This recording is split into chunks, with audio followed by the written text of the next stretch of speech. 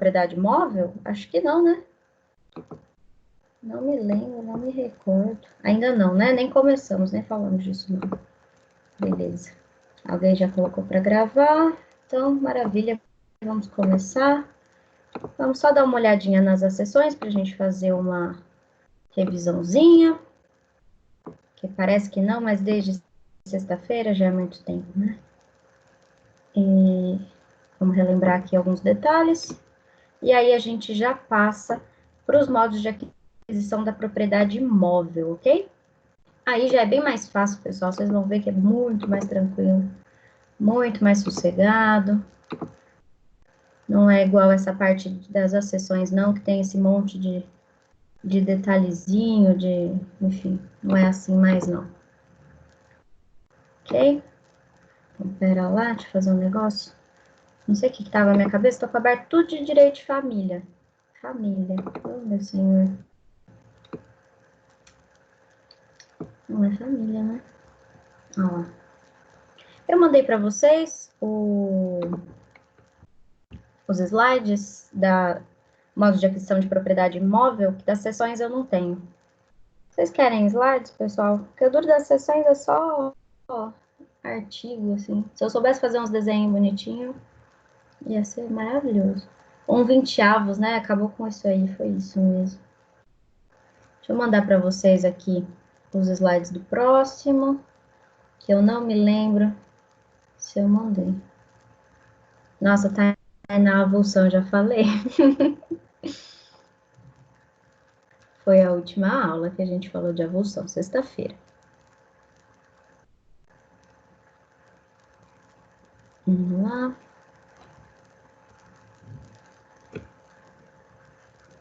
A gente acabou todas as acessões, que era, né, a parte mais complicadinha, mais cheia de detalhes.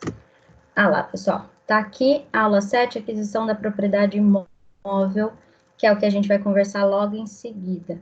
A última foi registro, né? Então, essa aí vocês não têm mesmo. Então, tá certo. Fica faltando de acessões que basicamente seria copiar os artigos, então eu não fiz isso. Tá? Vocês só leem, que foi o que a gente combinou. Dei uma lida nos artigos.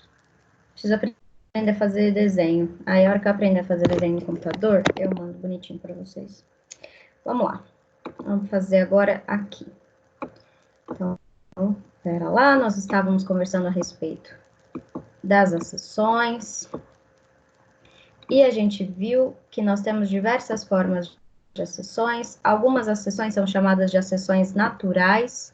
Então, pessoal, eu vi que isso aqui não está aqui no slide, mas olha lá. A formação de ilhas, a aluvião, a avulsão e o alveo abandonado são tipos de acessões naturais. E as plantações e construções são acessões artificiais. Por quê, né? Porque para fazer plantações e construções, a gente precisa de uma ação humana, enquanto as outras 4 são ações da natureza. E aí a gente viu que a formação de ilhas, né? Ela pode acontecer no meio do rio. Se foi feita no meio do rio, a gente tem que passar uma linha que corta o rio ao meio, né? Então, não é cortar a ilha ao meio, é cortar o rio ao meio. E aí, a gente estabelece que o que fica para cada lado é de cada um dos donos dos terrenos adjacentes, né? Se a ilha ficar apenas de um lado dessa linha divisória do meio do rio que a gente fez, fica, então, só para aquele que está mais perto. Não, tem aqui naturais, né? Tem ali, beleza. E se for formada por um novo braço de rio, vai pertencer ao proprietário, né, do braço do rio. Sem grandes dificuldades em relação a isso aqui. A aluvião é aquele depósito paulatino de terra, né, que vai assorear, por exemplo, uma parte do leito do rio. Qual que é a ideia? Vai ser daquele que ia acontecer na propriedade dele, no imóvel dele, né? Então, se assoreou uma parte do rio que estava no imóvel do A, vai ser, então, aquela parte de terra vai fazer parte agora do imóvel do A. Lembrando que não há direito à indenização relativa à aluvião. No entanto, nós temos também a avulsão, que aí já não é um depósito paulatino, é um depósito abrupto de terra, né? Então, acontece de forma violenta, de forma abrupta, e aí, nesse caso, há uma possibilidade de indenização se ela for pedida no prazo de 1 ano. Agora, se essa indenização não for paga, vai poder, então, remover a parte de terra que passou de um terreno ao outro. E aí, a gente viu como última seção natural o abandono de rio, né? Abandono de alvo. Ou seja, né, se a gente tem um rio que deixou de ser rio, passou a ser terra, a gente vai de novo traçar a linha no meio do rio e vai dividir a propriedade entre os proprietários adjacentes. Sem sombra de dúvida alguma, a parte mais complicada, que dá para ver pelo mapa mesmo, né, que tem muito mais coisa, mas que na prática também é muito mais importante, é das plantações e construções. Qual que é a regra geral em relação a plantações e construções? A regra geral é que superfície e solo cede, ou seja, né, nós temos uma presunção de que aquilo que está na superfície acede ao solo. Então, a gente tem uma presunção de que tudo que está na superfície é de propriedade do dono do terreno, ok? E aí a gente vai ter uma situação nas acessões, olha lá, que é a chamada acessão inversa, que vai acontecer o contrário. Então, só em uma situação, aquele que for dono da construção ou plantação vai adquirir a propriedade do terreno, que isso acontece só na acessão inversa. Em todos os outros casos, vai ser o dono do terreno adquirindo a propriedade da construção ou da plantação. E aí a gente viu as várias situações que o código traz, né? A primeira delas é daquele que constrói ou planta no próprio terreno, mas com material de outra pessoa. Se a pessoa que planta no próprio terreno, né, com material de outra pessoa, estava de boa fé, só vai ter que ressarcir os valores correspondentes aos materiais. E, obviamente, fica, então, sendo proprietário desses materiais e da construção ou plantação, né? Se de má fé, paga o valor dos materiais e ainda indeniza as perdas e danos. Beleza, tranquilão, né? Outra situação que vai acontecer é aquele que constrói ou planta em terreno de outro, mas com material próprio.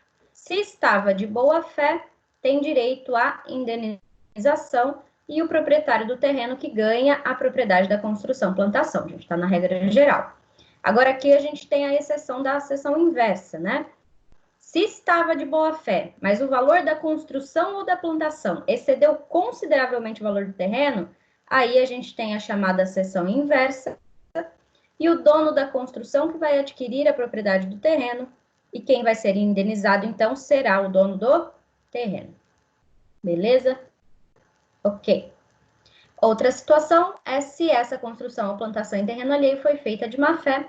O código não prevê expressamente, mas como a de boa fé será indenizada, a gente poderia entender que, ao contrário, senso, a de má fé não será indenizada. E aí o código traz expressamente a situação que tiver má fé de ambos, ou seja, má fé do construtor e má fé do proprietário, né, do dono do terreno. Se ambos estiverem de má fé, e a gente viu, né, que a má fé do dono do terreno pode ser presumida no caso em que ele vê a construção acontecendo e não faz absolutamente nada. Nesse caso, de novo, quem vai ser beneficiado vai ser o dono do terreno, que adquire a propriedade da construção, e o valor da indenização será o valor, então, da acessão, né? Não é o valor do material, não é o valor do material somado ao valor da mão de obra, não, é o valor da acessão, o valor final, o valor de mercado, como a gente conversou, beleza? E aí a gente tem a situação ainda em que esse construtor ou aquele que plantou em terreno alheio usa o material de uma outra pessoa ainda, né? Então ele planta no terreno que não é dele com material que também não é dele.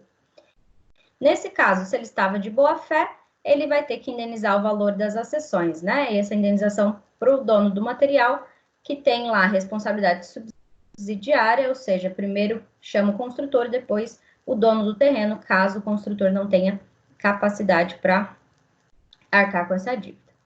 Ok. A parte mais chatinha, mais difícil, que foi talvez a que a gente mais tenha demorado, foi aquela da construção feita parcialmente em terreno alheio, né? Então, agora eu não tenho mais situações em que alguém construiu no terreno de outro inteiramente, mas parcialmente. Então, eu sou vizinho de alguém e na hora de eu construir a minha casa, eu passei um pouco além do que era o meu terreno e passei para o terreno do vizinho.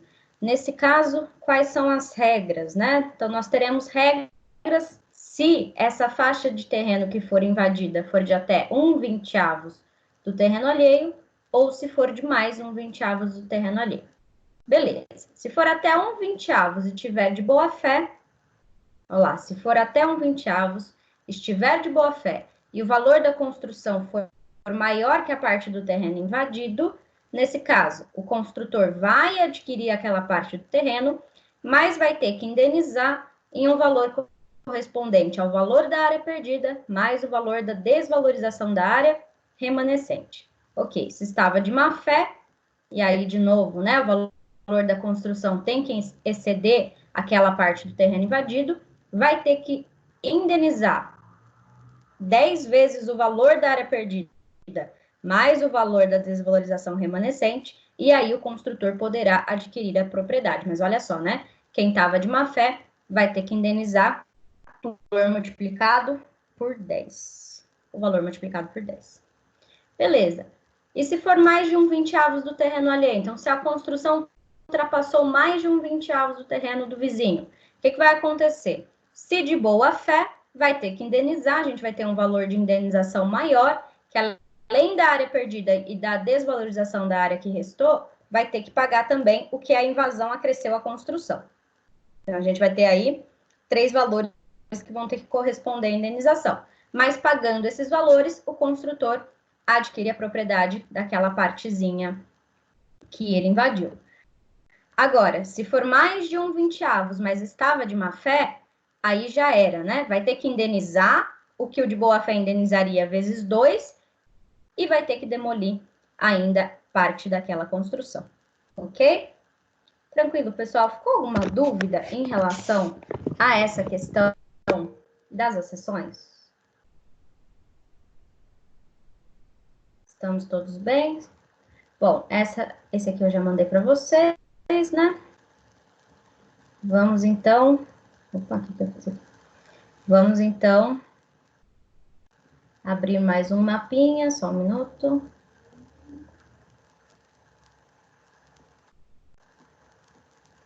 Vamos abrir mais um mapinha.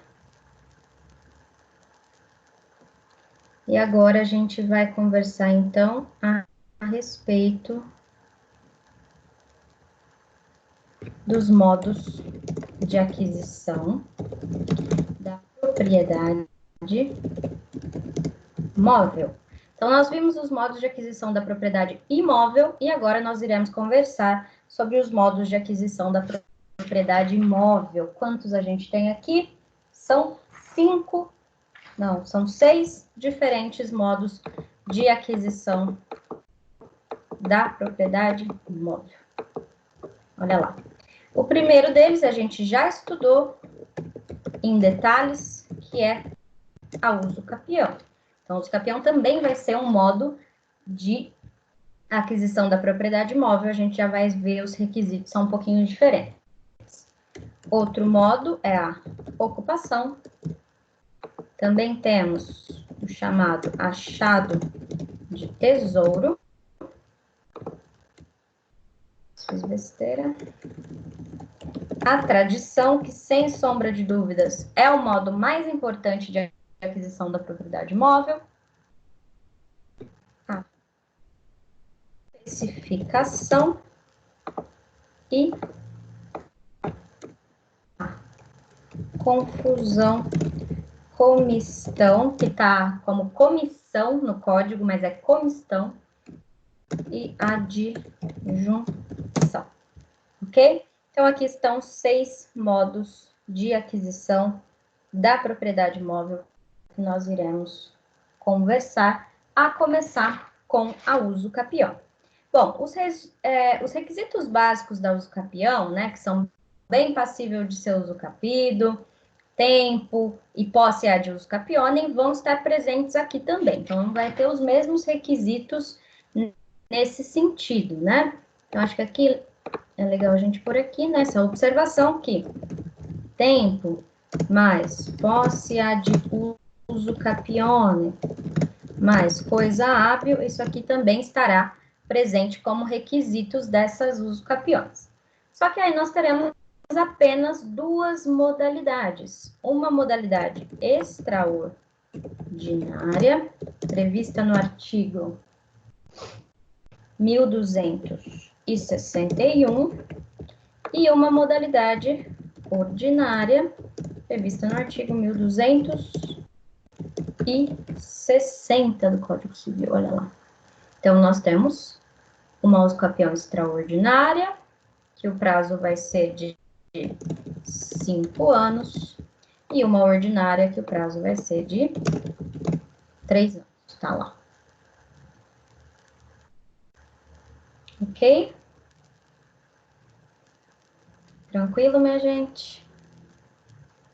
Aqui sem muitas questões, né? Porque é bem o que a gente já havia conversado quando a gente falou a respeito da uso capião. Vamos dar uma olhada nos artigos, olha lá. Aquele que possuir coisa móvel como sua, contínua e incontestadamente durante 3 anos, com justo título e boa-fé, adquire-lhe-á a propriedade. Então, lembrando, né, que aqui na ordinária, eu não coloquei, mas acho que é bom, terá justo título e boa-fé. Mesma ideia lá da usucapião de bens imóveis, né? Se tem justo título, a boa-fé é presumida, ok? Mesma coisa. Ah, o que é justo título? É o documento hábil à transferência da propriedade. Mesma ideia, não tem diferença nenhuma. Tudo bem? Olha lá, 1261.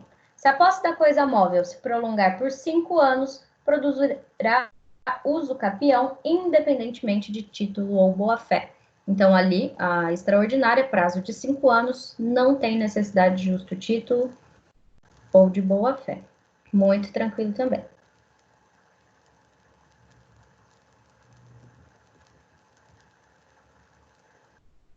Pessoal, alguma pergunta? Parece que apareceu alguma coisa aqui e sumiu. Tudo certo, pessoal? Mais alguma coisa? Não? Nadinha, tudo bem? Tá bem. Ok. Certo? Então, ordinária, 3 anos, justo título, boa-fé, extraordinária, 5 anos. Beleza? Ok. Aí a gente tem que conversar a respeito da ocupação. Olha lá o artigo 1263, que fala da ocupação. Quem se assenhorear de coisa sem dono, para logo lhe adquire a propriedade, não sendo essa ocupação defesa por lei. Então, olha lá. Aqui a gente vai ter a previsão no artigo 1263 do Código Civil. A ideia é que a ocupação é o assenhoramento de coisa sem dono. Coisa sem dono que a gente vai encontrar na doutrina também com o nome de res nullius. Cuidado para não confundir a ocupação com o Instituto da Descoberta. Quem se lembra o que é a descoberta mesmo? O que é o Instituto da Descoberta?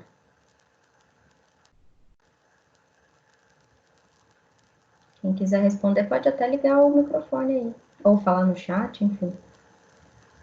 O que é essa a descoberta? Tá lá nas aulinhas gravadas.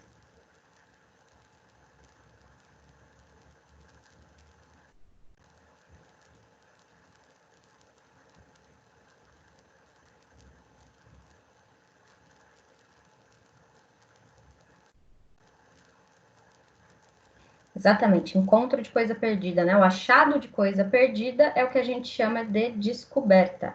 Aqui não é coisa perdida, olha lá, hein? Então a gente tem que diferenciar. Aqui não é coisa perdida, aqui é coisa sem dono. Precisava ter um sinalzinho de diferente aqui, né? Diferente da descoberta. Então, cuidado. Na descoberta é coisa que tem dono.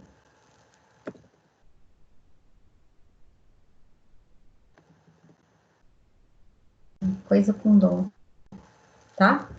Diferente da ocupação aqui, que é coisa sem dono, a res nullius. O exemplo clássico da doutrina que a gente vai falar aqui, que coisa sem dono seria, né, o exemplo que sempre mostram na doutrina, é o peixe no rio.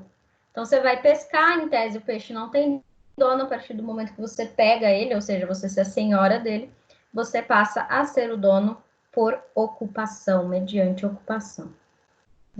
Beleza? Essa é a ideia. Bem simples, né? Talvez um modo mais tradicional ao longo do tempo, de forma de se assenhorear de coisas. Hoje não mais, né?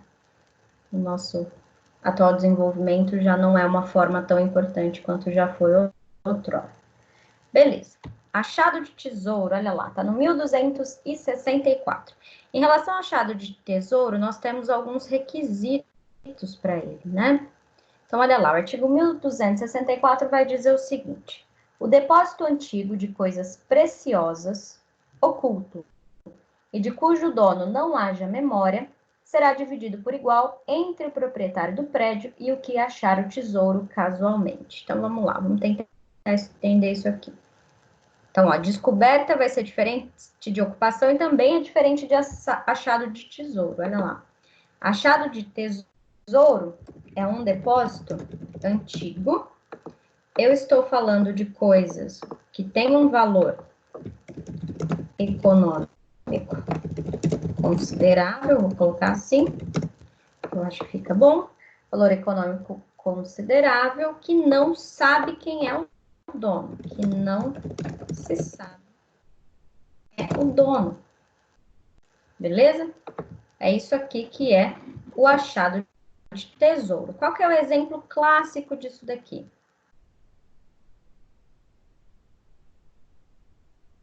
Espera lá, alguém está me fazendo umas perguntas aqui, eu não sei em relação a quê.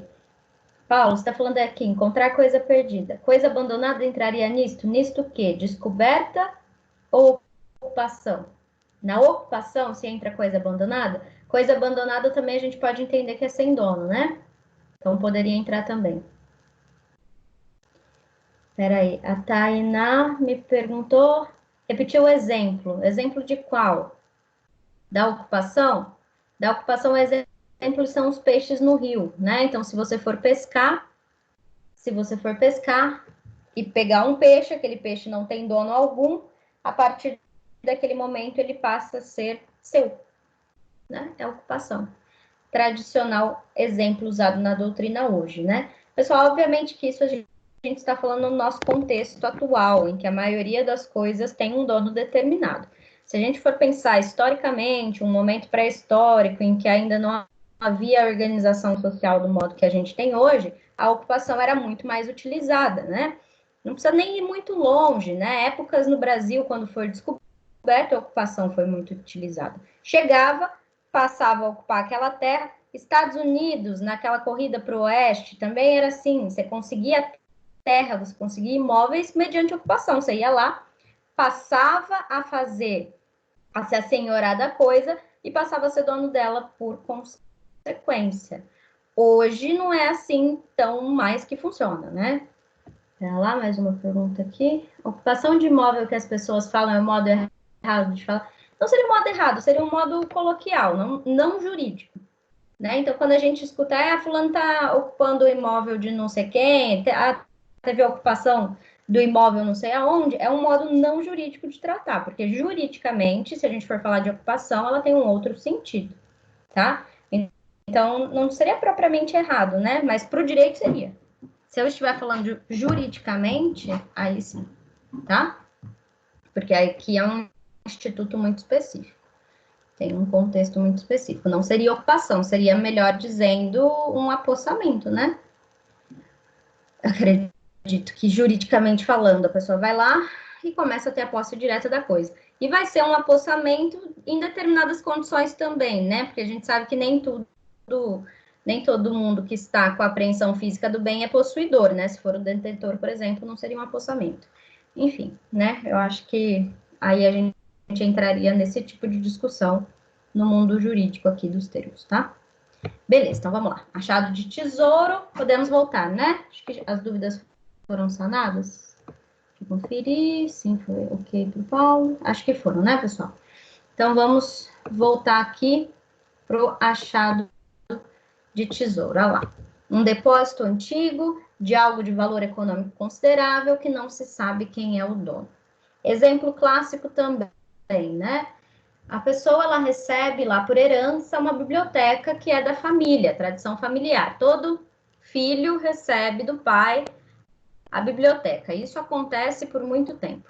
E aí essa biblioteca chega até esse filho de hoje, né? Vamos colocar assim. E aí ele recebe a biblioteca e ele encontra em um desses livros da biblioteca uma nota antiga de dinheiro que hoje vale muito, porque não tem muito mais no mercado e colecionadores compram e aquilo está valendo absurdo. Ou ele acha no meio desses livros, né, no meio dessas coisas que ele herdou, ele acha ali uma joia, enfim. A ideia do achado de tesouro é isso, né? Vai ter algo que está em um local antigo, que a gente não sabe mais quem é o dono, porque a coisa foi passando de um para outro, de outro, e de outro, e outro, e outro, e outros, sucessivamente, mas aquilo tem um valor econômico considerável, né? E acaba sendo essa a questão importante aqui. O que, que vai acontecer? Bom, se quem achou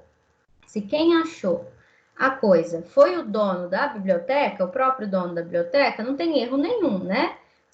Se ele achou a nota, obviamente que aí todo o valor vai ficar para ele. É o óbvio, né, gente? Aqui a gente acho que consegue ver que essa parte do direito a gente trata de questões meio. Falar que é lógico seria muito forte, mas é meio óbvias, assim, né? Dentro do proporcional. Se foi a próprio dono da biblioteca que achou, ele fica 100% com a coisa para ele. Ok, mas e se foi outra pessoa que achou? Que é aí que a gente começa a ter esses problemas, né? Se um terceiro que encontrou a nota, e aí, como é que fica? Qual que é a regra? Olha lá. A regra geral é a seguinte: vai ficar 50% pro dono do prédio, ou seja, da biblioteca, do local onde foi encontrado, e 50% do descobridor, ou seja, né, para aquele que encontrar a coisa. Olha lá, isso está no artigo 1264. Então, o depósito antigo de coisas preciosas, oculto e de cujo dono não haja memória, será dividido por igual entre o proprietário do prédio e o que achar o tesouro casualmente. Então, essa é a regra geral. Obviamente, quando a gente vem com essa história de que é regra geral, é porque tem exceções e aqui não é diferente, né? Então, vamos conversar a respeito das exceções. Olha lá, 1265. O tesouro pertencerá por inteiro ao proprietário do prédio, se for achado por ele. O óbvio, né? Que a gente já conversou. Ou em pesquisa que ordenou, ou por terceiro não autorizado. Então, vamos lá. Pertencerá ao dono do prédio, e aí a gente está falando de 100% para ele, em três hipóteses. A primeira, talvez a mais óbvia, ele mesmo encontrou, né? Ele mesmo encontrou a coisa. Aí, óbvio que ele vai ter direito a 100% do valor. Se, nossa senhora, sempre faço isso, desculpa, gente. Se quem encontrou estava amando dele, né? Então, a gente fala aqui, pesquisa que ele ordenou, né? Se quem encontrou estava dando a seu mando. Então, ele acha que pode ter ali uma joia que foi da tataravó dele, que podia estar no meio daqueles livros, contratou uma equipe para achar, ou ainda, né, a moça que trabalhava na casa e fazia a limpeza dos livros, encontrou, então a gente está falando que foi alguém que estava a seu mando. Nesse caso, também fica 100% para ele. E a última hipótese é do terceiro não autorizado. Então, aquela pessoa que, por exemplo, entra na casa, a gente dá o exemplo clássico do ladrão, que entra na casa, acaba encontrando o livro e a joia, e essa pessoa ela não é autorizada para estar ali. Obviamente que 100% será, então, do dono do prédio. Ok? Pessoal, alguma pergunta? Achado de tesouro? Tranquilo? Sim? Beleza. Vamos para a tradição, que é aqui que o negócio fica legal. Olha lá, tradição. Vamos lá. Para começar, nós temos 3 tipos de tradição diferentes. Nós temos a tradição real, vamos lá, então, tradição real, a tradição ficta, vamos para a simbólica primeiro, simbólica e a tradição ficta. E aí, na tradição ficta, nós teremos 2 institutos importantíssimos, que é o chamado constituto possessório e a traditio breve mano. Do possessório, traditio breve mano. Ok?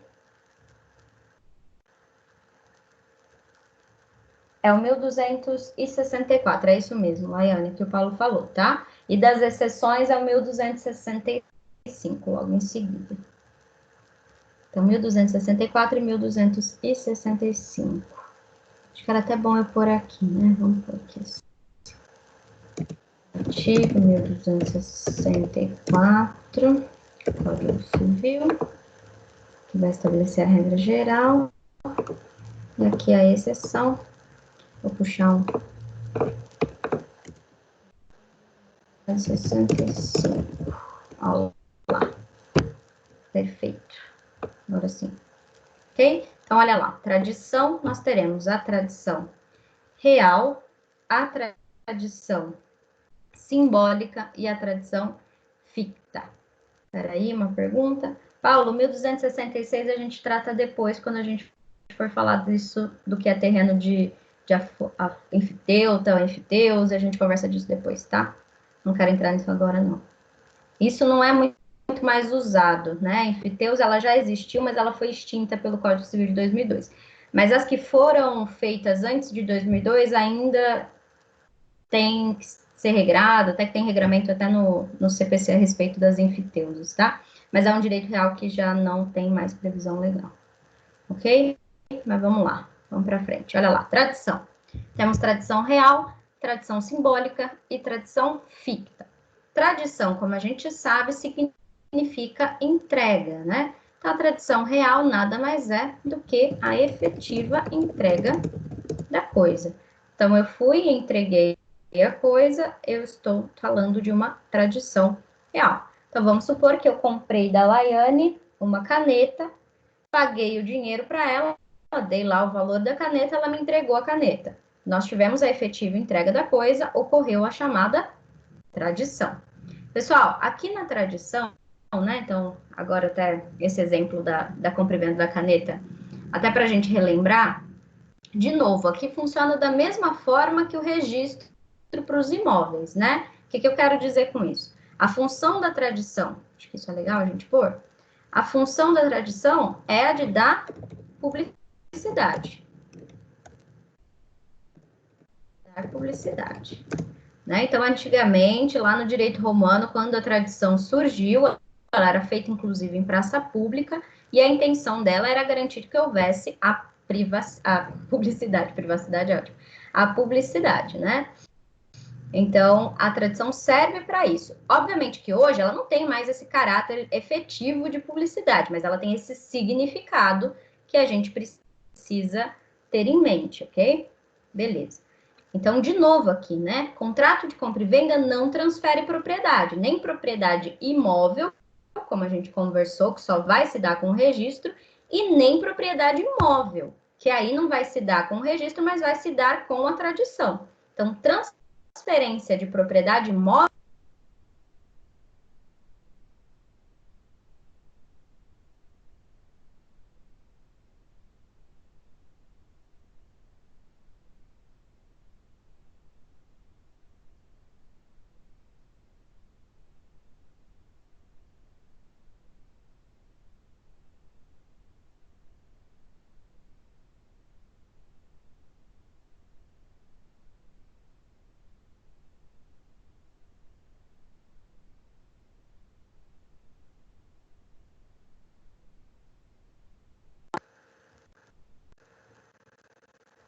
Oi, pessoal, voltou? Socorro. Faz tempo que tá assim. Ai, meu Deus, que feio. E eu falei um monte de coisa. Acho que faz... Ah, não faz tanto tempo assim, não. Tá. Voltou agora, né? Ai, pessoal, desculpa. Vocês gritam mesmo quando for assim, viu? Porque senão eu empolgo, dou a aula inteira no mundo. Então, vamos lá. Pera lá. Não sei aonde que vocês pararam de me ouvir. Mas olha lá. Quando eu estava falando que a tradição tem essa função de dar publicidade, assim como o registro também, né? Então, o registro vai dar publicidade para transferência, né? Para aquisição da propriedade imóvel, e aqui a tradição que vai fazer o mesmo em relação à propriedade móvel. Então, é importante a gente lembrar que compra e venda não faz transferência de propriedade, né? Então, a gente precisa ou da tradição ou do registro para que isso aconteça. E apesar da gente ter o registro com essa função de publicidade, né? Hoje a gente já vê que pelas características como essa entrega é feita, que não tem mais essa publicidade como tinha antigamente lá no direito romano, em que era feita todo um cerimonial em praça pública para entrega da coisa efetivamente. A gente não tem mais isso, né? Como tinha lá antigamente. Então, quando a gente fala de tradição hoje, ela tem essa função, esse significado de dar publicidade, apesar de ser aqui uma ficção, porque a entrega de per si, né, não dá publicidade nenhuma, a gente sabe disso, né? Mas ela tem essa significação que é importante historicamente para a construção dessa parte do direito, por isso que ela é vista dessa forma. Beleza? Ok. Bom, além da tradição real, então, que é essa efetiva entrega da coisa, a gente tem a chamada tradição simbólica. E o que é essa tradição simbólica? É quando eu entrego de uma coisa significando outra. E aí, qual é o exemplo clássico disso daqui? Em vez de eu entregar o carro, eu entrego as chaves do carro. Preciso entregar o carro, né? Simbolicamente, a partir do momento que eu entreguei as chaves, significa que eu estou entregando o carro. Isso é a tradição simbólica, também bastante tranquila. Tudo bem, pessoal? Até aqui? Tradição efetiva, real e tradição simbólica, tudo bem? Porque quando começa a ficar difícil é agora. Tradição ficta. Então, na tradição ficta, eu terei situações em que não existirá a tradição. Não tem tradição. Mas eu estabeleço uma ficção de que a tradição ocorreu. Nossa, mas para que eu vou fazer isso? Vamos lá. Eu vou fechar aqui o mapinha, porque eu quero fazer uns esqueminhas com vocês. Tudo bem? Então, vou parar aqui e vou compartilhar com vocês uma lousinha.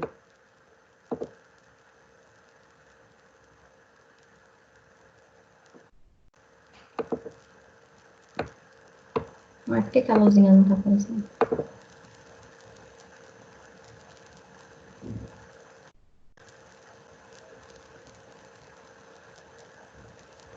Agora sim.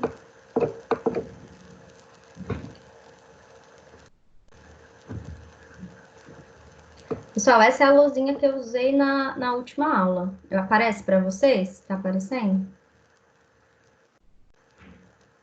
Para mim tá começando a aparecer.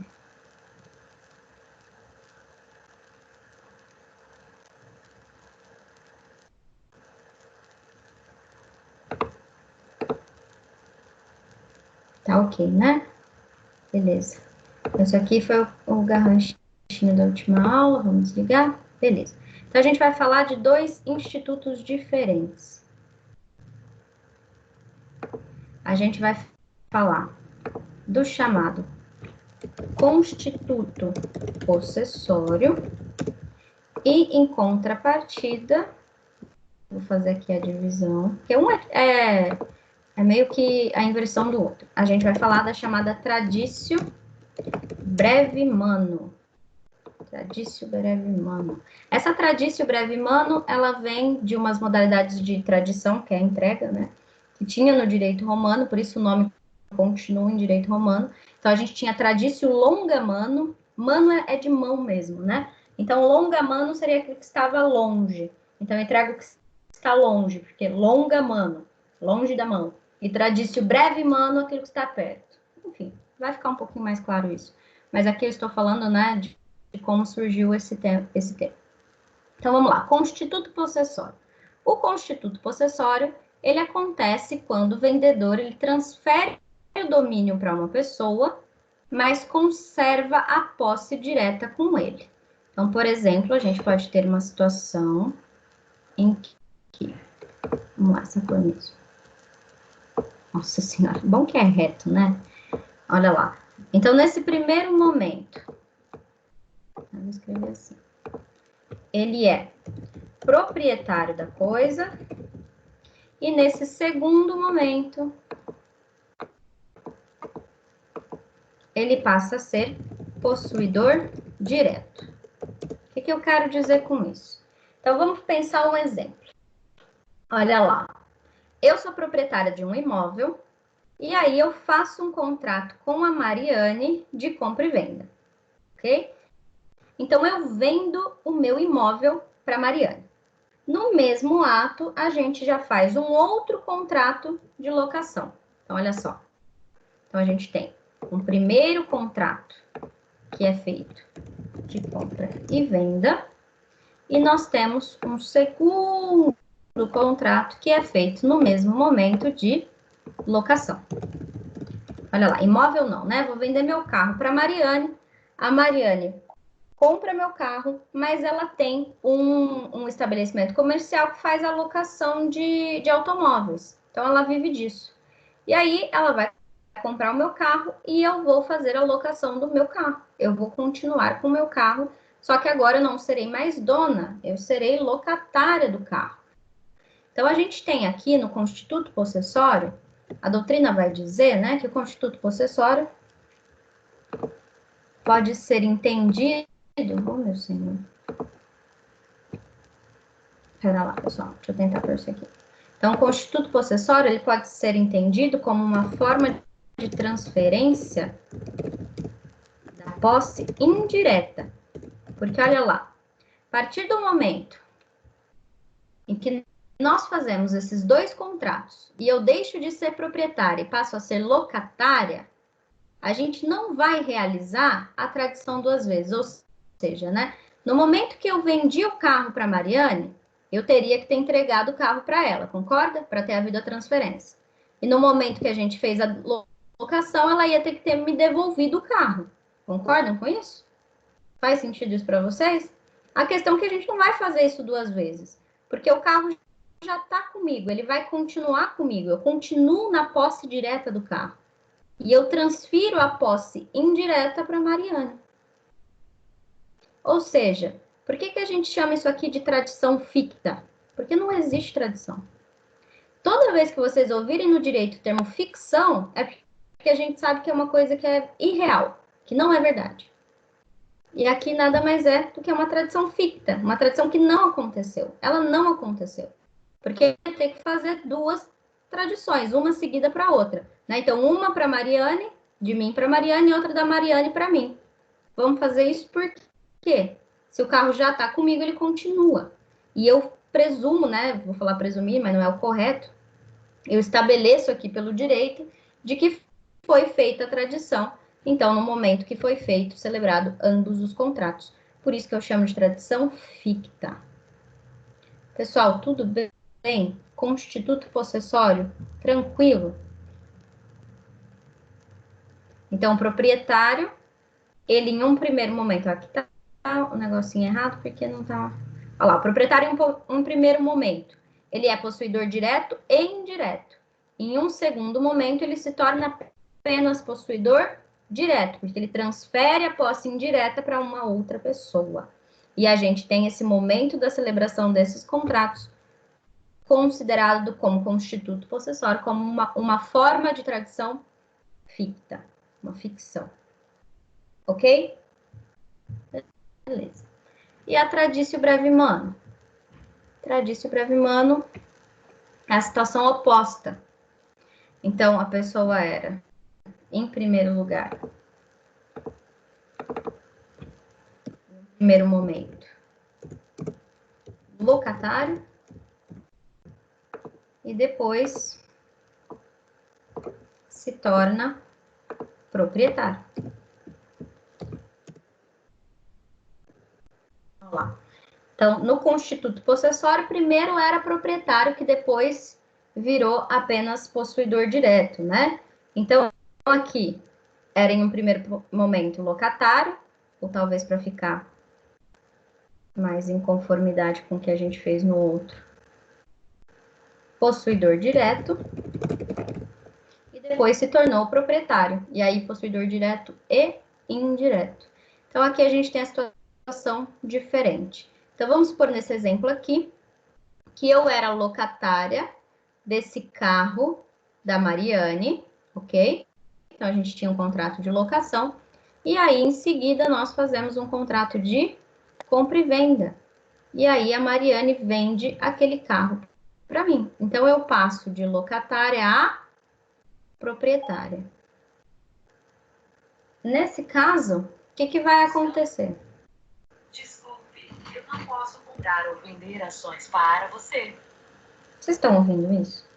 Vocês viram que eu nem estava com ele na mão. Como que aconteceu isso? Ele estava longe de mim, ele está falando sozinho. Gente, eu tô ficando com medo disso já. Meu celular falando completamente sozinho. Mas tudo bem. E de locações ele passou para ações, né? Ele não pode comprar ações para mim. Nossa senhora, tô muito chique, né? Mandando o celular comprar ações. Compre ações para mim, escravo celular. Que horror. Mas vamos lá, vamos voltando aqui, olha lá. Então, aqui na Tradício Breve Mano, a gente tinha um contrato de locação e aí a gente passa a ter uma compra e venda. Então, eu já estava na posse direta do bem quanto locatário. A partir do momento que eu sou proprietário, não precisa vir fazer uma outra tradição, concorda? Eu já era possuidora direta, eu continuo com a coisa. Por isso, breve mano. Eu já estava com a coisa na minha mão, já estava com a coisa por perto. Não tem necessidade de fazer uma segunda tradição, porque a coisa já está comigo que me tornei proprietário agora. Entendem, gente? Faz sentido isso para vocês? Então, aqui a gente tem a situação oposta, né? Então, lá no Constituto, primeiro era proprietário, depois passou a ser possuidor direto. Aqui não, já era possuidor direto e depois passou a ser proprietário. Então, breve mano é por isso, porque já está com a coisa na mão. Essa é a ideia, já está com a coisa por perto, já está segurando a coisa. E por conta disso, então, não tem necessidade de fazer tradição. A tradição já é considerada feita no momento que estabeleceu ali o contrato, ok? Então, aqui nós temos constituto possessório e tradício breve mano. Dúvidas, pessoal? Isso aqui é uma questão que pode gerar dúvidas, né? Vou aproveitar que eu estava com o celular aqui, vou bater uma foto disso. Porque se não gravar de novo essa lousa, ao menos eu salvei uma foto disso aqui, porque eu nunca salvo, né? E aí eu já mando para vocês, né? Porque isso faz sentido. Beleza? Então tá. Então tá aí. Vamos lá, vamos voltar para o mapa, então, e tentar escrever isso aqui no mapinha. Olha lá. Então, constituto possessório, a gente tem aqui uma transferência indireta. E aí, como que isso se dá? Deixa eu pôr outro. Como que isso vai se dar? Nós temos lá alguém que em um primeiro momento é proprietário, e esse proprietário vai passar a ser possuidor direto apenas, né? Ou seja, ele vai transferir a posse indireta. Esse é o instituto do constituto possessório, ok? E a tradício breve mano? Bom, a tradício breve mano já vai acontecer de uma forma diferente. Então, a gente vai ter lá o possuidor direto, que vai se tornar, então, possuidor proprietário. Vai ser considerado como breve mano, porque já está na posse do bem, já está com a coisa em suas mãos, já apreendeu o bem. Não tá aparecendo? Ah, tá, agora tá. Ok. Então tá. Então não está na posse do bem, né? Já está na posse do bem, então não teria necessidade de realização de uma tradição, a gente considera que já houve, então, tradição. Beleza, minha gente? Isso faz sentido para vocês? Então, esses são os institutos da tradição breve-mane e do constituto possessório. Ok? Beleza. Então, vamos dar uma lidinha no 1267, que é o que vai tratar da tradição. Olha lá, artigo 1267 do Código Civil. Ok? A propriedade das coisas não se transfere pelos negócios jurídicos antes da tradição. Então, aqui a mesma ideia lá que a gente tem para o registro, no caso de aquisição de propriedades imóveis, né? Então, as coisas móveis não serão transferidas pelos negócios jurídicos antes de haver a tradição, ou seja, a efetiva entrega. Aí, parágrafo único. Subentende-se a tradição quando o transmitente continua a possuir pelo constituto possessório. Olha lá, foi o que a gente explicou. Ou quando cede ao adquirente o direito à restituição da coisa, que se encontra em poder de terceiro. Ou quando o adquirente já está na posse da coisa por ocasião do negócio jurídico. Esse aqui, ó, o adquirente já está na posse da coisa por ocasião do negócio jurídico, é a traditio breve-mane. Vamos até escrever isso aqui. Olha lá. Já está na posse da coisa por ocasião do negócio jurídico. Nossa. Na posse da coisa por ocasião do negócio jurídico. Tranquilo? Tudo bem? Então tá bem. Olha lá. Temos uma observação que precisamos ver. Está prevista no artigo seguinte, que é o 1268. Olha lá o que vai dizer o 1268. Aqui a gente vai falar da aquisição a non domino. A gente conversou disso já, mas a gente falou lá na parte de aquisição de bens imóveis. Então, vamos ver aqui. Olha lá. Feita por quem não seja proprietário, ou seja, né, a gente está falando de uma venda a non domino, a tradição não aliena a propriedade, exceto se a coisa oferecida ao público em leilão ou estabelecimento comercial foi transferida em circunstâncias tais que ao adquirente de boa-fé, como a qualquer pessoa, o alienante se afigurar dono. Olha lá, parágrafo 1º. Se o adquirente estiver de boa-fé e o alienante adquirir depois a propriedade, considera-se realizada a transferência desde o momento que ocorreu a tradição. Parágrafo 2º. Não transfere a propriedade à tradição quando tiver por título um negócio jurídico nulo. Ok, várias coisas que a gente precisa conversar. Vamos tentar, em um primeiro momento, então, entender esse caput do 1268. Olha lá. Então, o caput vai dizer, feita por quem não seja proprietário, a tradição não aliena a propriedade. Então, vamos lá, vamos tentar entender isso. Vamos supor que eu estou na posse dessa estabilo aqui, vocês estão vendo aí, né? Estou na posse dessa caneta, e vamos supor que essa caneta não é minha, eu peguei emprestada de alguém, ok? Então, se eu vender essa caneta para o Paulo, olha lá, como eu não sou a proprietária, mesmo que eu entregue para o Paulo essa caneta, isso não se considera como alienação, como compra e venda. Por quê? Porque eu não sou a dona. Né? Lá no registro, a gente viu que era mais fácil garantir isso, porque vai o próprio registrador, né, do cartorário, avaliar se consta como alienante quem consta no registro como dono. Então, existe esse controle maior para bens imóveis. Mas para bens móveis, quem está na posse, né, passa por dono. Muito fácil. Quem está na posse do bem acaba se passando por dono. Mas se não o for, essa tradição feita, não importa em transferência de propriedade, ok? Beleza. Eu vou pular a exceção, a gente vai voltar nela, mas porque eu quero explicar o parágrafo primeiro, olha lá. Agora, se o adquirente estiver de boa-fé e o alienante adquirir depois a propriedade, considera-se realizada a transferência desde o momento que ocorreu a tradição. Então, vamos supor que essa caneta aqui é da Sara, ok? A caneta da Sara está comigo emprestada e eu vendi a caneta para o Paulo e entreguei a caneta para o Paulo, tudo bem? Só que eu não era dona. Mas o Paulo estava de boa fé, até então ele achava que eu era dona, né? Porque eu estava na posse da caneta, por que eu não seria dona da caneta? Tudo bem?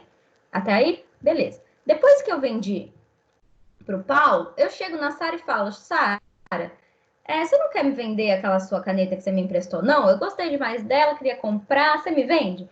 E a Sara fala, ok, vendo. Beleza, sanou o problema. Vocês concordam comigo? E a partir de então, vai ser considerada aquela tradição que eu fiz para o Paulo como uma tradição ok, uma tradição correta, uma tradição que teve transferência de propriedade. Que é isso que vai dizer, então, o parágrafo primeiro. Então, eu conto a transferência desde o momento que eu transferi para o Paulo, apesar de eu ter comprado a caneta depois da Sara, ok? Situação muito diferente do registro, hein? Vocês lembram que no registro a gente vai ter que fazer primeiro o registro aí seria, né, da compra e venda da caneta, vamos supor que isso aqui fosse um imóvel, né? Um comprimento desse imóvel com a Sara, entre eu e a Sara, para ela me passar primeiro o imóvel, para depois fazer o registro do Paulo. A gente ia ter que acontecer duas tradições. Aqui não mais. Não precisa acontecer duas entregas, não precisa acontecer duas tradições. Dois registros, perdão, tá? Então, lá na propriedade imóvel, precisaria de dois registros. Aqui não precisa de duas tradições. Aquela tradição que foi feita lá no momento que não poderia ter sido feita, convalesce. A partir do momento que eu fui lá e comprei a caneta da Sara. Faz sentido isso na cabeça de vocês? Me respondam se isso faz sentido.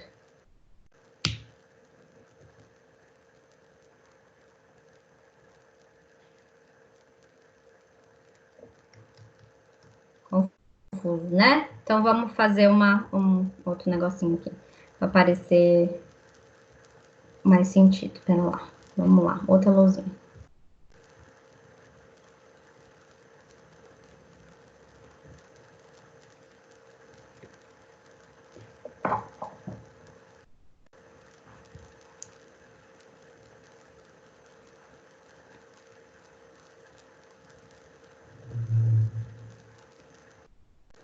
Vamos apagar essa daqui.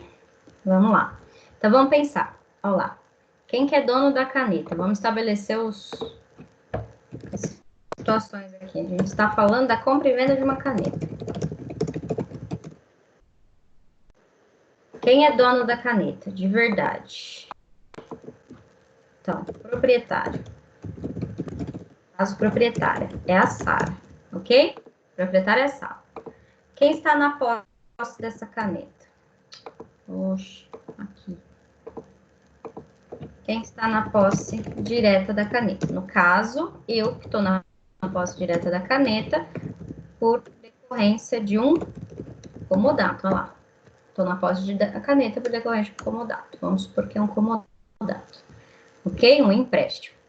E quem quer comprar a caneta é o Paulo. Nosso adquirente em potencial. Olha lá. Ok? Então, essas três pessoas do nosso exemplo.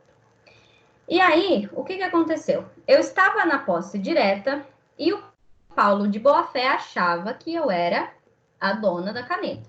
E faz lá uma proposta, ó, pago R$10 na sua estabila. Eu falo, beleza, vendo. A caneta não era minha, né? Mas vendo. Falo, ok, R$10. Me dá o dinheiro, te dou a caneta. Então, aqui foi feita, nesse primeiro momento, foi realizada essa tradição, ok? Só que, como eu não era dona da caneta, tá vendo? Ó, eu estava só na posse direta da caneta. Como eu não era dona da caneta, pelo caput do 1268, ele vai dizer que essa tradição não tem validade. Olha lá, o que fala o caput do 1268. Feita por quem não seja proprietário, a tradição não aliena a propriedade. Ou seja, como eu não era proprietária, como que eu ia fazer a transferência dessa propriedade? Não tinha como eu fazer, não era proprietário. Ok? Então, nesse primeiro momento, não teria como. Só que aí a gente tem o parágrafo primeiro, olha lá. Se o adquirente, que aqui no nosso caso é o Paulo, estiver de boa fé, bom, o Paulo estava, ele achava que eu era proprietário da caneta, né? E o alienante, no caso era eu. Vamos colocar aqui que eu era alienante, que isso acaba sendo importante. Alienante. Se o alienante... cadê? E o alienante adquirir depois a propriedade, considera-se realizada a transferência desde o momento que ocorreu a tradição. Então, olha lá. Depois que eu transferi a caneta para o Paulo, eu chego e converso com a Sara e a gente faz, então, o contrato de compra e venda da caneta. Então, aqui, nesse segundo momento, a Sara vende a caneta para mim. Olha lá. Ok? A partir do momento que a Sara vende a caneta para mim, então eu me tornei a proprietária da caneta. Só que eu já tinha entregue a caneta para o Paulo, porque a gente tinha feito uma compra e venda aqui da caneta dele. Bom, o que o código vai estabelecer? Como eu já tinha feito essa tradição para o Paulo, a tradição válida vai ser essa aqui mesmo que foi feita em um primeiro momento. Por quê? Porque depois eu adquiri a propriedade e me tornei proprietária. E aí eu poderia ter vendido a caneta.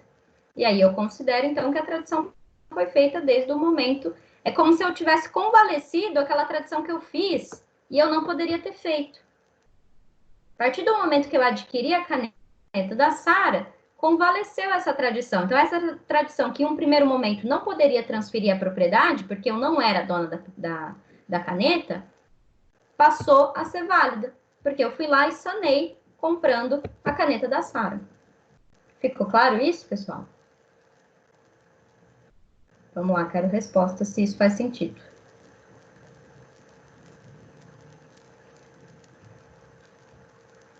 Pessoal, vocês foram embora? Faz sentido? Ah, ok, agora eu tô recebendo as respostas. Ok, beleza. Então, isso aqui acontece quando a gente está falando de bens móveis. A gente conversou que lá, no caso de bens imóveis, a situação é diferente, vocês se lembram? Então, só para a gente constar aqui. Quando a gente falou de bens imóveis, que eles se dão, né, pela transferência no registro, a gente viu que se acontecer isso de uma venda a non domino, então se acontecer uma venda non domino, o que eu vou ter que fazer? 2 registros sucessivos. Então, eu vou usar o mesmo exemplo, só que agora com bem imóvel. Então, vamos lá. Proprietária vai continuar sendo a Sara. Eu estarei... Não preciso estar na posse direta, né? Mas eu vou ser alienante. Vou pôr assim, que é mais caro. Alienante serei eu. E o comprador vai ser... O código fala em adquirente. Vai ser o Paulo. Ok? Então, de novo, nesse primeiro momento, faço um contrato com o Paulo e vendo um imóvel que não é meu. Então, eu fiz um contrato com o Paulo e vendi um imóvel que não é meu. Aqui eu vou pôr CV de compra e venda, tá? Compra e venda, CV. Então, fiz o contrato de compra e venda com ele, só que eu não consto como proprietária do registro. Então, se o Paulo for tentar registrar isso aqui, ele não vai conseguir, porque o cartorário não vai deixar, vai falar, ó, não é essa pessoa que consta como proprietário, e agora? Ok? Então, o que vai ter que acontecer? Vai ter que... Eu vou ter que comprar da Sara, beleza? Então, vou ter que fazer uma compra e venda, mesmo que posterior, com a Sara.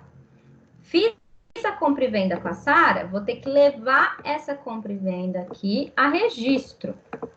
E só depois que esse primeiro registro acontecer, aí sim eu vou poder pegar essa compra e venda e levar a registro. Então, no final das contas, eu vou ter 2 registros. Na tradição, eu não tenho 2 tradições, mas convalesce aquela primeira já feita. Entendem a diferença? Então, lá na tradição, acontece o convalescimento da tradição já realizada por aquele que não era dono. Aqui não. Aqui eu vou ter que fazer o registro 2 vezes, vou ter que fazer 2 registros. Então, em um primeiro registro, eu vou registrar essa compra e venda que transfere da Sara para a Lívia, e depois eu vou ter que fazer o registro dessa segunda compra e venda que transfere, aí sim, de mim para o Paulo. Ok? Entenderam a diferença, pessoal? Fez sentido essa diferença para vocês?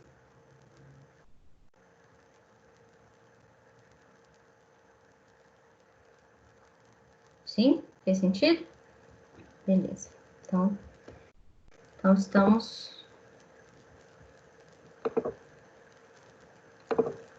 São alguns detalhezinhos, né, gente?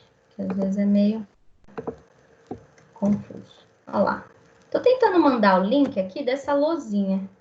Vamos ver se dá certo. Para vocês verem, tá? Depois vocês dão uma olhada lá. Beleza. Então, foi isso que a gente quis dizer aqui na aquisição a non domino, que a tradição convalesce com a compra alienante. Vai ter essa convalescimento aqui da tradição feita em um primeiro momento, ok? Beleza. E aí a gente tem uma exceção. Ai, pessoal, desculpa. Feio, pessoal, feio, foi mal. Eu esqueço mesmo, agora foi. Tá aí. Aqui, eu só acrescentei, olha lá. A tradição convalesce com a compra do bem pelo alienante. Ok? Tudo bem isso? Tranquilo? E aí, o que a gente tem que ter em mente? Olha lá. Então, eu falei que eu não ia tratar da exceção, agora eu vou na exceção do caput. Olha lá, o caput vai falar: feita por quem não seja proprietário, a tradição não aliena a propriedade. Até aí, ok, né?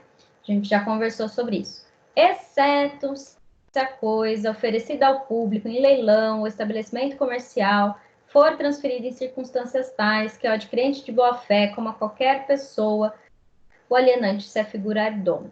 Então, se eu estiver falando de leilão ou se eu estiver falando de um estabelecimento comercial, aquela tradição vai ter o efeito de alienar, sim, mesmo se a pessoa não seja dona. Qual que é a ideia aqui, né, pessoal? Manter uma boa fé, um comportamento coerente aqui, né? Eu acho que faz sentido isso aqui.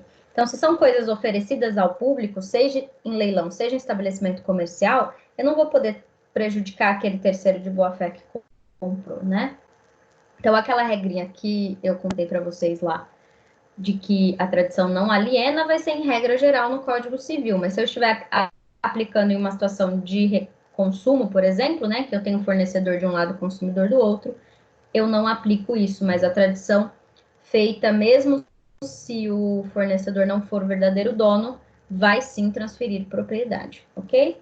Acho que são coisas que fazem sentido, né? Nada muito fora da nossa realidade. E aí o parágrafo 2º que a gente não conversou, olha lá. Não transfere a propriedade à tradição quando tiver por título um negócio jurídico nulo, ok? Então, se o negócio jurídico que deu causa àquela tradição for nulo, eu entendo que não vai transferir a propriedade. E cuidado, hein, que é nulo. Anulável, não, tá? Anulável, transfere.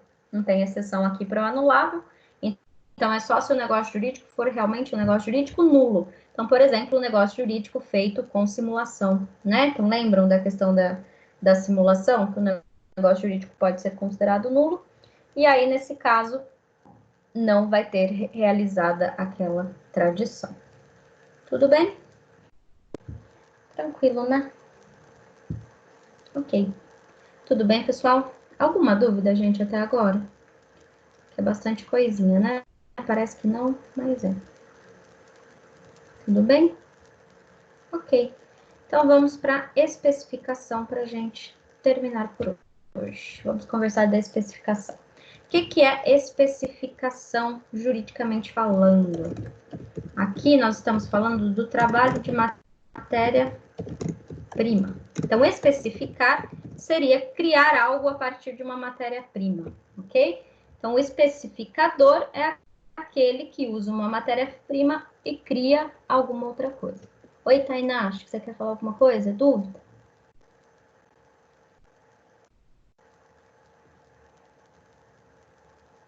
Ah, sim, tem mesmo. Tem mesmo. Vamos falar disso também. Uma outra observação aqui. Observação 2. Casos especiais, né? Casos especiais de tradição. Que a gente vai ter lá do direito sucessório, que a gente também conversou, né?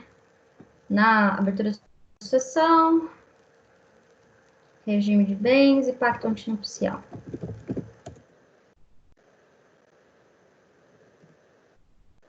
O que são esses casos especiais? São casos em que a gente não tem tradição, né? Então, esses casos especiais serão situações em que a tradição não vai acontecer, mas a transferência da propriedade vai. Então, por exemplo, é o caso da herança. A gente considera, pela ficção lá da Saizine, que a herança ela é transferida no momento da morte. Então, essa transferência é feita sem ter a necessidade da entrega. Então, os bens móveis, por exemplo, que guarnecem um imóvel que foi transmitido por herança, são também considerados como transferidos no momento da morte, ok? Sem ter necessidade da efetiva entrega, da tradição. Faz sentido, né, gente? Porque se tivesse que ter entrega, ia ser impossível, né? Porque o proprietário faleceu, não ia dar. Ok? Então, por isso que a tradição, nesse caso, é dispensada.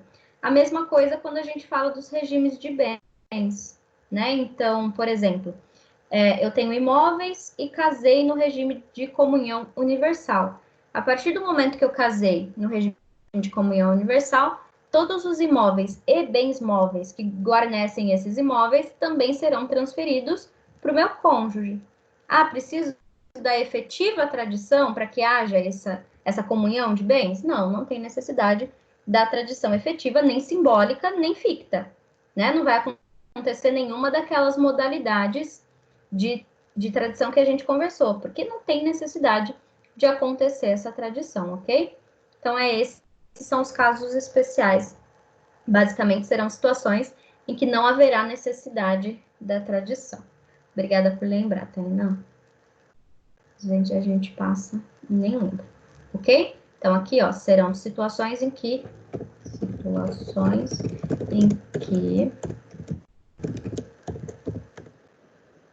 não há necessidade da tradição.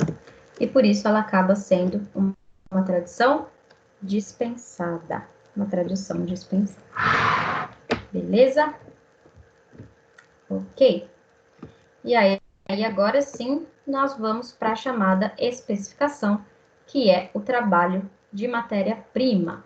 Então, é considerado especificador aquele que transforma uma matéria-prima em alguma outra coisa. Então, por exemplo, o artista que transforma lá a argila numa escultura, um especificador.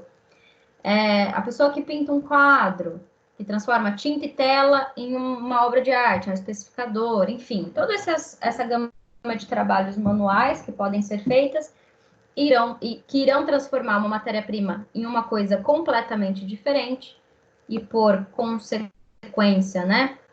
São coisas que terão um valor diferente do valor puramente dos materiais utilizados para a construção dele. A gente está falando, então, aqui em especificação, ok? Beleza.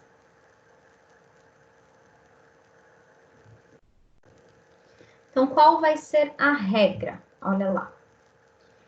A regra é que, se a pessoa trabalhar com matéria-prima de outra pessoa e desse trabalho obtém uma coisa nova, essa coisa nova vai ser dessa pessoa que trabalhou a matéria-prima, ok? Desde que não puder restituir essa coisa à forma anterior. Então, usei lá tintas que não eram minhas para fazer uma tela. Ou, vamos lá, Picasso usou as tintas que não eram dele para fazer uma tela. A tela do Picasso tem um valor muito maior do que as tintas, ok? Então, passa a ter.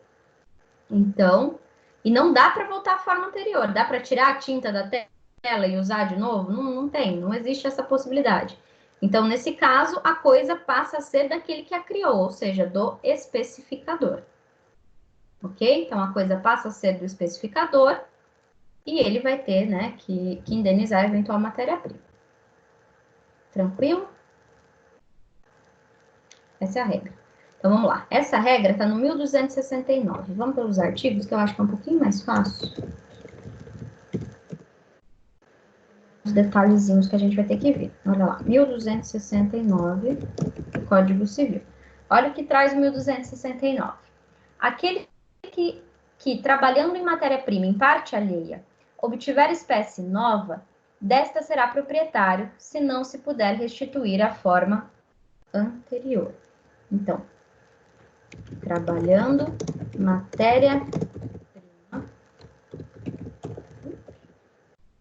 parte alheia, vai ter uma espécie nova, né? Especificar é isso, e não pode restituir ao estado anterior.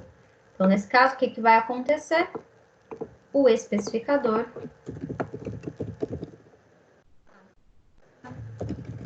a ser proprietário da coisa nova, ok? Então, ele passa a ser proprietário da coisa nova. Então, vamos lá. Aquele que trabalha a matéria-prima que em parte é de outra pessoa e não vai dar para restituir essa matéria-prima ao estado anterior que se encontrava, ele passará, então, a ser o proprietário dessa coisa nova, ok? Ok. Aqui está falando em parte alheia, né? Mas no 1270, vai falar da matéria que é toda alheia. Então, matéria-prima toda alheia. Desde que o especificador esteja de boa fé e não puder retornar. Não puder retornar ao estado anterior, de novo, o especificador passará a ser o proprietário.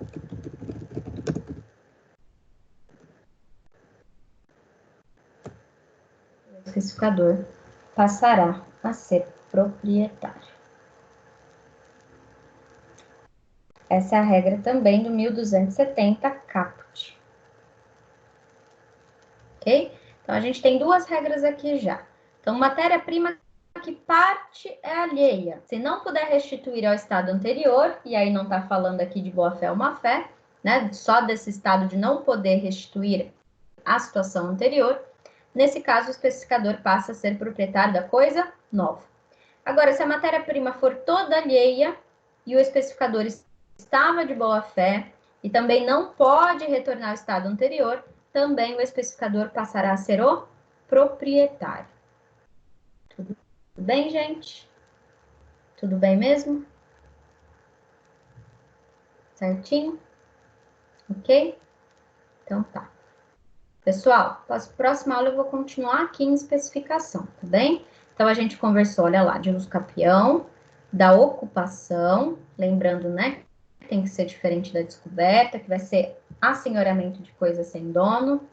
Depois o Paulo até falou, né? Vamos completar. E de coisa abandonada, que é o que a gente chama de res derelicta, ok? Conversamos sobre o achado de tesouro, que vai ser aquela situação em que a gente tem algo de valor econômico que estava em um local depositado e a gente não sabe quem é o dono. Conversamos sobre a parte mais importante, então, sem sombra de dúvidas, o que é mais importante para uma prova vai ser a tradição, as modalidades de tradição, né? E essa daqui da aquisição a non domino, que é bastante importante também. E começamos a tratar de especificação. Não vamos acabar toda essa aula, tá? A gente viu duas regras, tem mais detalhes para a gente conversar a respeito da especificação. E aí a gente dá uma olhadinha nesses detalhes mais com calma na sexta-feira. Tudo bem, pessoal? Deixa eu mandar para vocês, então, até onde a gente foi. e podem deixar as dúvidas, ok? Móveis. Vamos lá. Ups.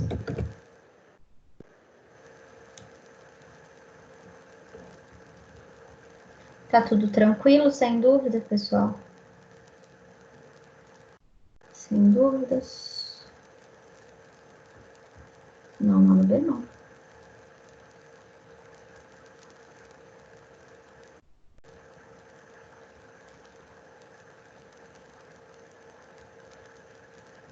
Quer ver que eu salvei em direito de família?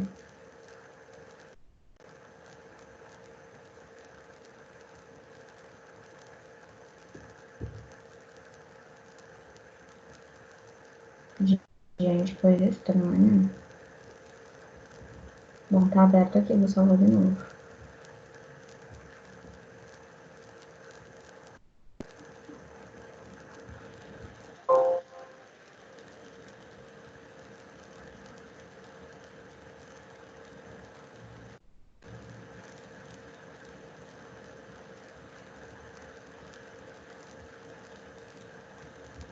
Pessoal, só um segundo, pera lá. Ah, tá aqui. Gente, eu tô ficando cega, não é possível. Nossa, é verdade, né, Sara? Não vi nada esse final de semana. Pacto antinupcial, Tainá, a mesma ideia do regime de comunhão universal.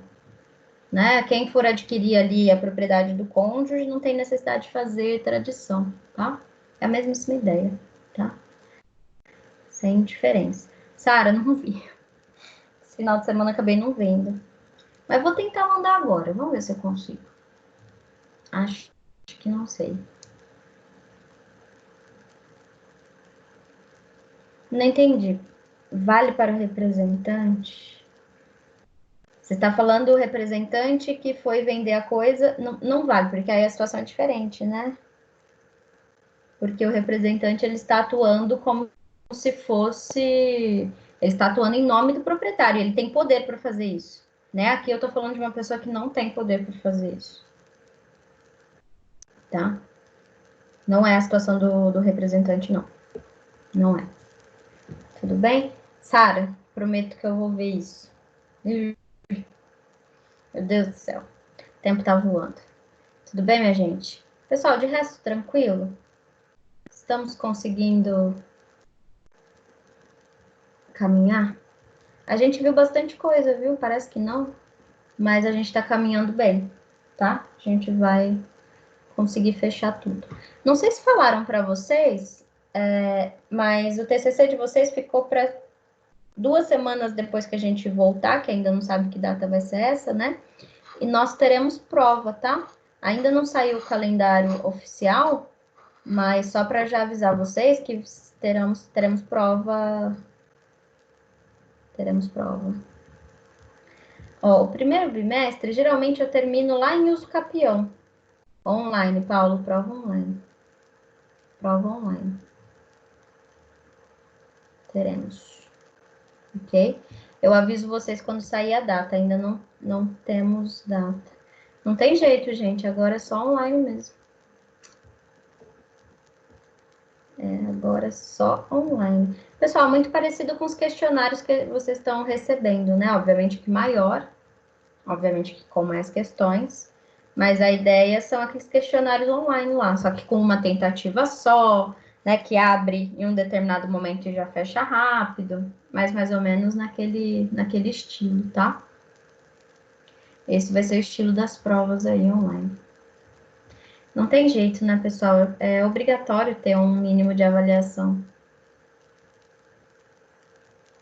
Vai ter, eu acredito que vai ser no tempo de aula só, tá? Ou até menos.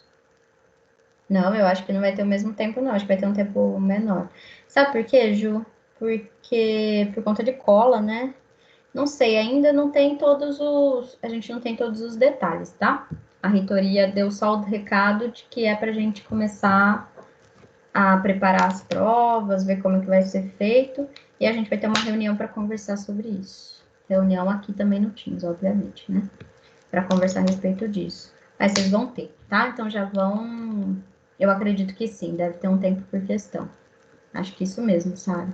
Eu acredito que tudo é objetivo, porque é muito difícil fazer os questionários subjetivos aqui. Eu tentei fazer para o pessoal do direito de família, mas nossa senhora, foi horrível. Porque a correção não fica certa, sabe? Então, provavelmente vai ser por aqui o objetivo. A minha ideia, se a gente tiver liberdade, né? Não sei como é que vai ser, mas a minha ideia seria fazer verdadeiro ou falso, fazer vários verdadeiros ou falsos num tempo meio curto aí, sabe? Para não dar tempo muito de ir atrás de outras coisas, não.